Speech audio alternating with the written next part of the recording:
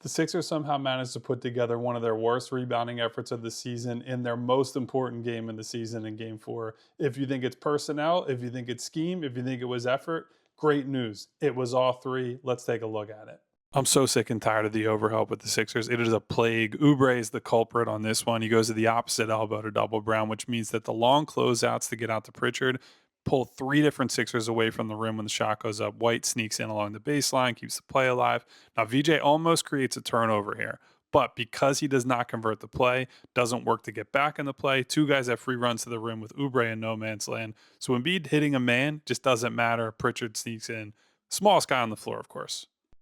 Now, the Sixers briefly had Embiid roam off of Shireman, but they clearly haven't worked on this enough because after they switches to Vooch for the box out, Shireman gets a free run with Oubre running into Vooch's back. On the reset, Embiid either has to close quicker on the X out or just play for the miss. So the late closeout pulls him out of position, but there's a classic Sixers moment coming here. Three guys between the Celtics and the ball, and Walsh just runs right through them as it goes over all their heads. Zero positional sense in ball tracking. They lose the matchups entirely. Embiid no longer has the athletic margin to box somebody out and go get the ball. So here's another rebound. Somehow this ends up without Boston scoring. Genuine act of God on that one. Embiid has been gone for so long that I think easy decisions get a lot harder.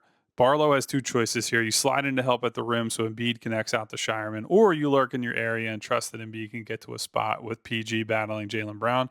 Sixers car crash at the rim, so that's an open Celtics three. And you guessed it, it's over Dominic Barlow's head.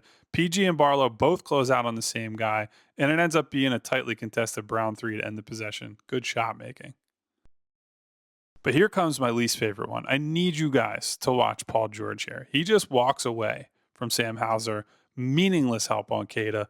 Brown spots the easy kick out from the post. But the real issue here is that because of the long closeout by George, he's out of the play. And when Boston recovers the rebound, Hauser gets a great look at the second attempt, and he's not going to miss twice.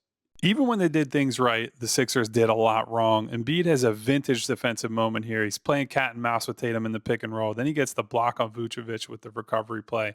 But Maxey was so fixated on the ball that he ends up on the other side of the floor, and Vuce's tip out ends up in Derek White's hands on the wing. And on the other side, the Sixers didn't get a single offensive rebound until the third quarter, but you watch the tape and you say, how could they? It's five guys standing around the perimeter, nobody crashing, everybody trying to get back. I guess they're so scared of their horrid transition defense that they're abandoning offensive rebounds. Bad strategy. Just not a very smart team, by the way. Kelly Oubre shooting 18% from three is taking 18 seconds on the shot clock, walk up threes in transition. Nick Nurse has decided he wants to die on the hill, that Andre Drummond is going to defend against five out lineups, get lit up by Peyton Pritchard. I mean, these guys can't even get matched up on the break. Peyton Pritchard on the very next play after that three walks into a wide open three in transition. Just a disaster of a performance from the Sixers on Sunday.